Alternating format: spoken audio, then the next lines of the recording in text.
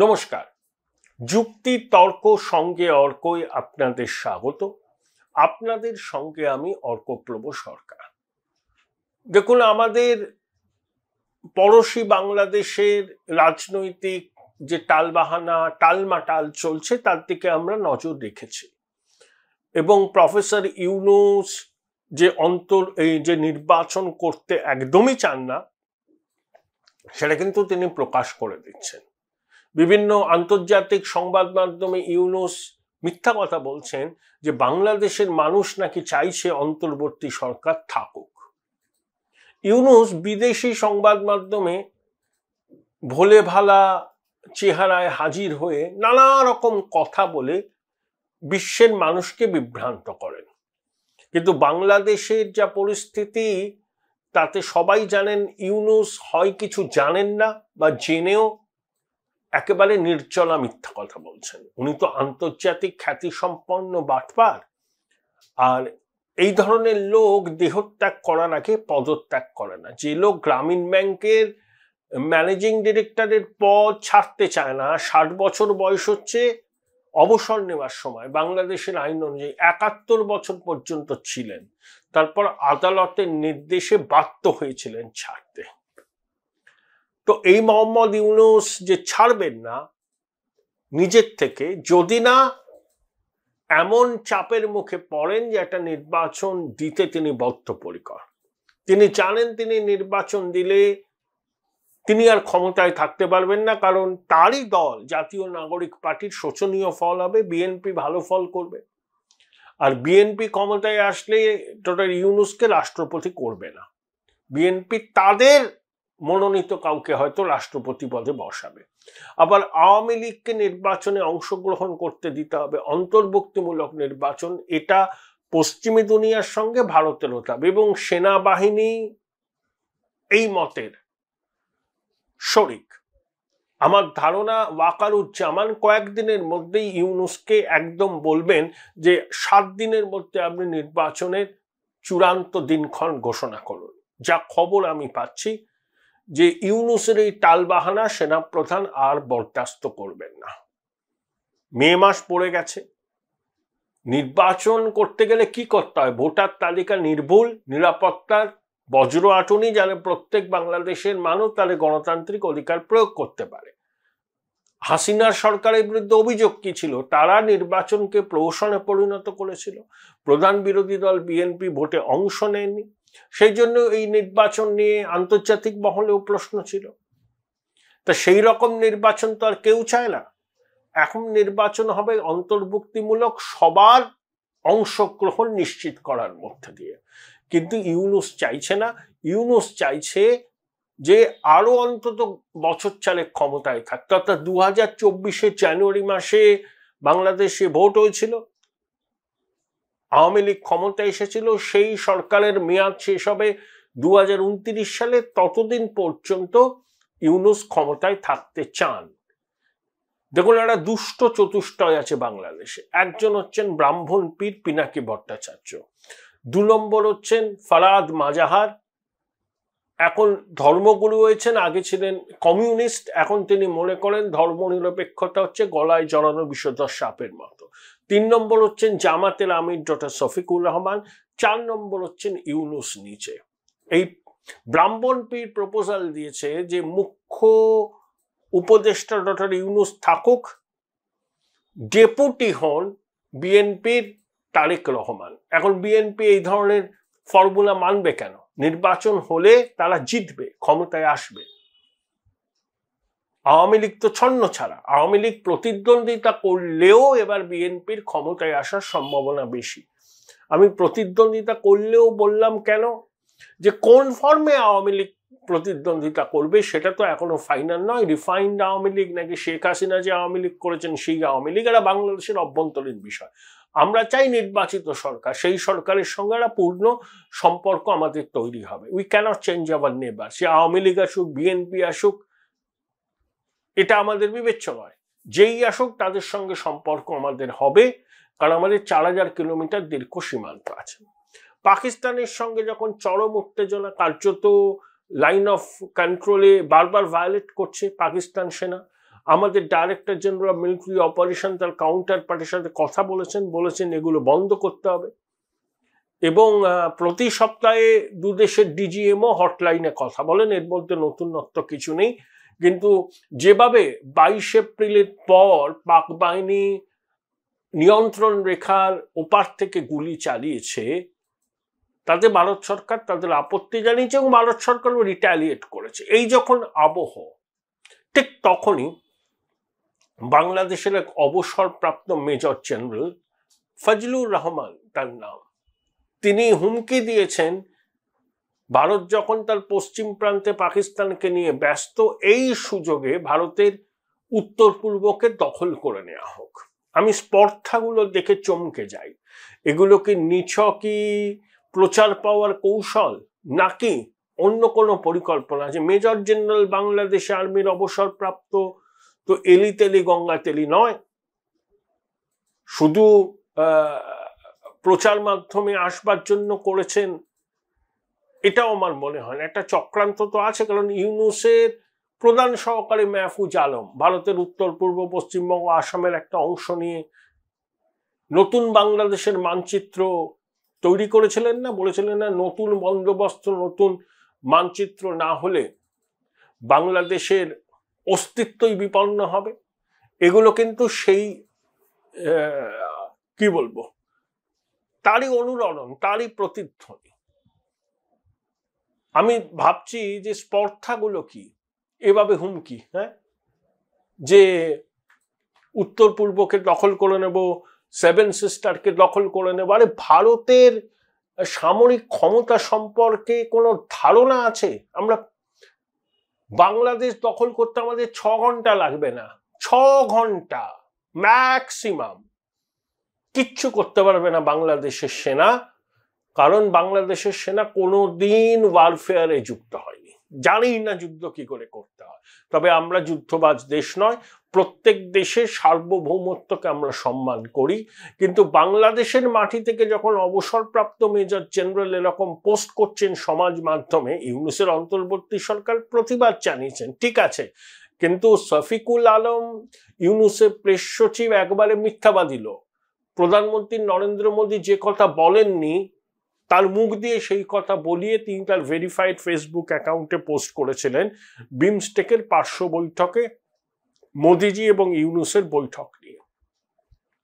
সুতরাং ওর বক্তব্যকে কোনো গুরুত্ব দেওয়ার দরকারই নেই। অন্য কেউ বললে, যদি প্রফেসর ইউনূস নিজে বলতেন কিছু, তাহলে তাও এরা ভাবতাম, কিন্তু প্রেস সচিব বলেছেন, নিন্দা করেছেন, কোনো গুরুত্বই নেই। যে লোক ভারতের প্রধানমন্ত্রীর মুখে কথা বসাতে পারেন, যে কথা প্রধানমন্ত্রী বলেইনি, তার বক্তব্যের কোনো গুরুত্ব নেই। তো হুমকিটা দিচ্ছে বাংলাদেশ, সাউথ ব্লক নজর রাখছে। আমরা এসব আগেও শুনেছি, জসিমউদ্দিন রহমানি শুনেছি, মাহফুজের কথা শুনেছি, হিজবুত তাহরির বলে, এসব বলে। আইএসআই ডিজিকে রেড কার্পেট বিছিয়ে অভ্যর্থনা জানানো হয়েছে, লালমনিয়া চিকেন নেকের অদূরে সেখানে বিমান গাড়ি তৈরি করতে চাইছে বাংলাদেশ পাকিস্তানের সহায়তায়।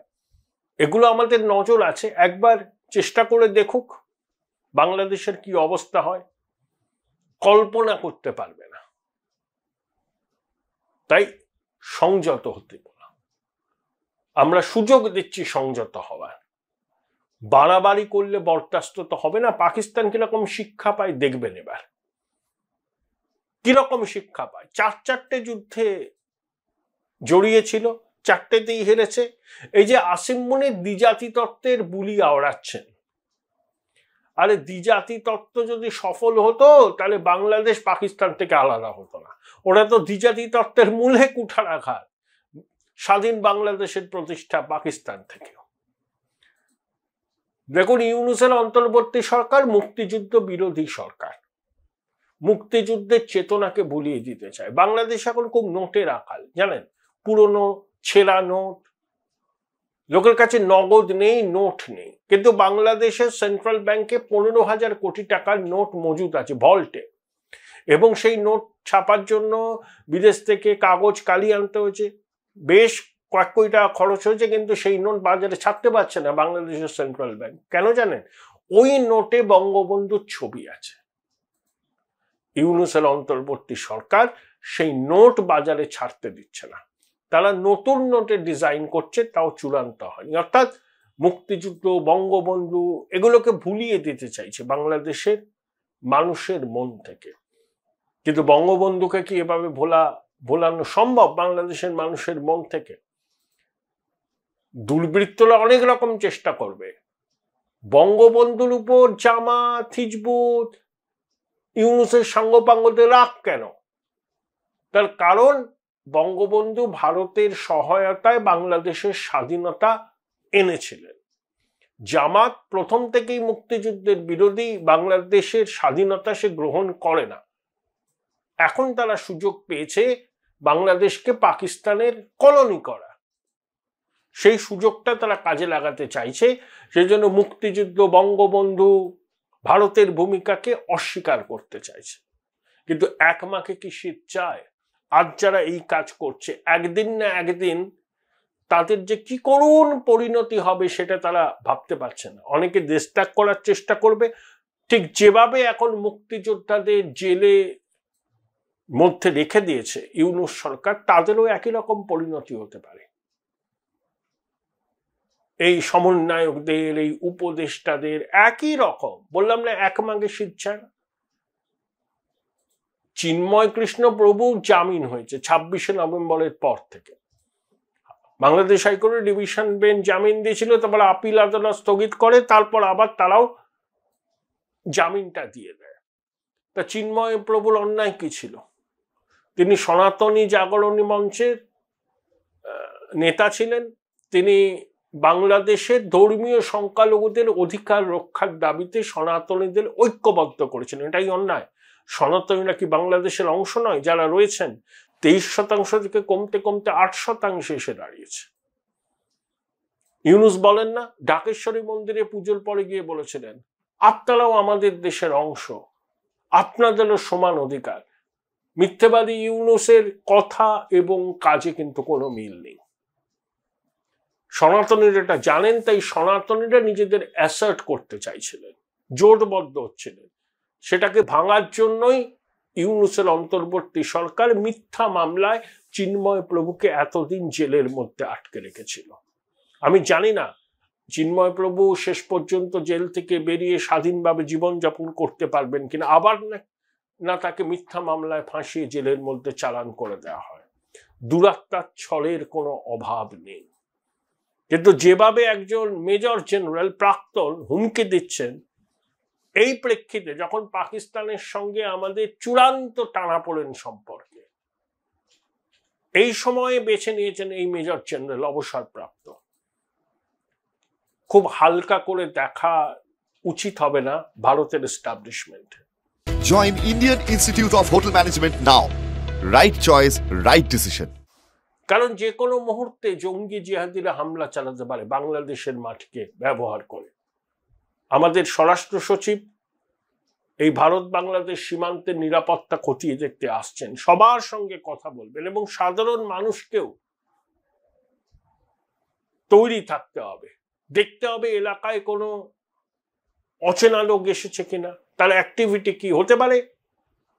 সে আনসার আল্লাহ বাংলা স্লিপার সেলের সদস্য এখানে রিক্রুটমেন্ট করছে, খুব সতর্ক থাকতে হবে। এবার একটা অন্য বিষয় বলে এই প্রতিবেদন শেষ করব। দিলীপ ঘোষ দীঘায় জগন্নাথ মন্দিরের উদ্বোধনে মুখ্যমন্ত্রীর আমন্ত্রণে সাড়া দিয়ে গেছিলেন। তা নিয়ে বঙ্গ বিজেপিতে তোলপাড়।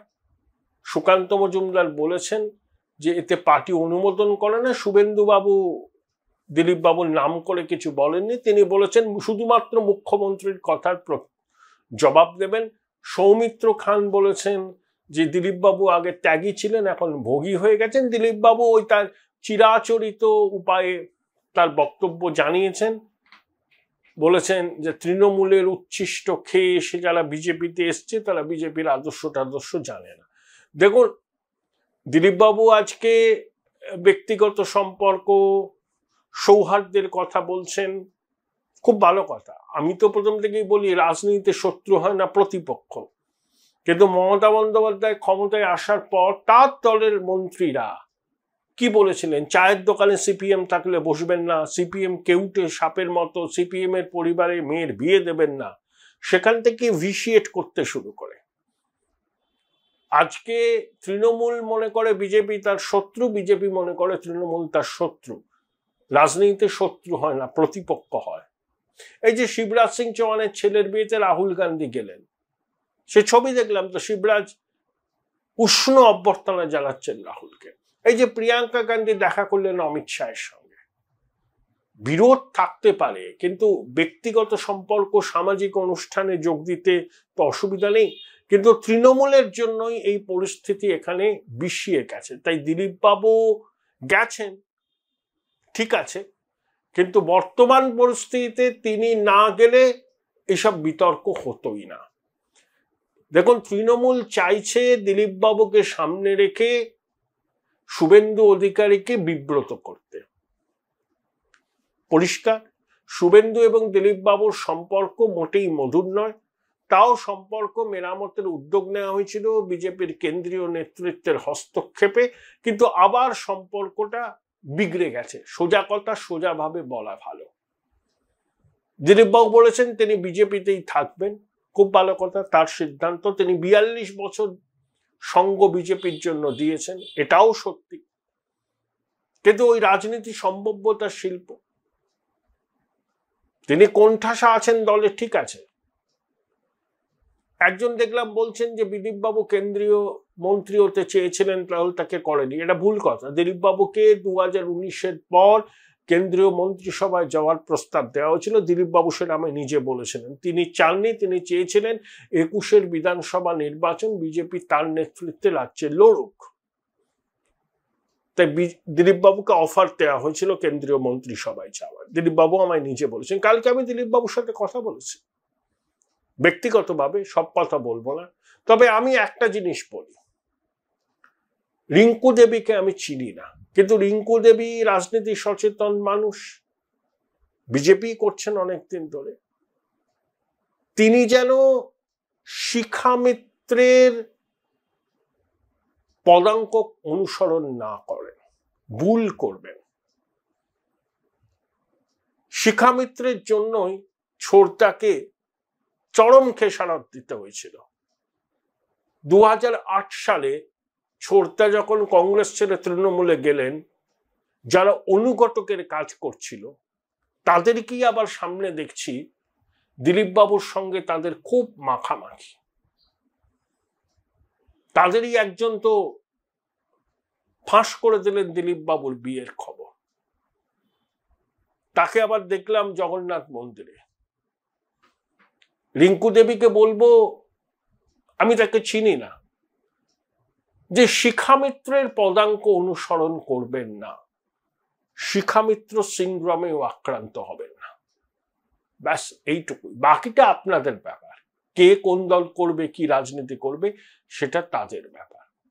কিন্তু হাতের কাছে উদাহরণ আছে তো ছোড়দার। 2008-এর সোমেন মিত্র আর 2014 সোমেন মিত্র কোথায় ছিলেন, কোথায় গেলেন? একটা ভুল সিদ্ধান্তের জন্য, যে সিদ্ধান্ত তিনি চাপে পড়ে নিয়েছিলেন, সহধর্মিনীর চাপে, এটা সবাই জানে। তাই বললাম, শিখা মিত্র সিনড্রোমে আক্রান্ত না হলেই ভালো হবে। সেটা দিলীপ বাবুর রাজনৈতিক কেরিয়ারের পক্ষেও শুভ হবে।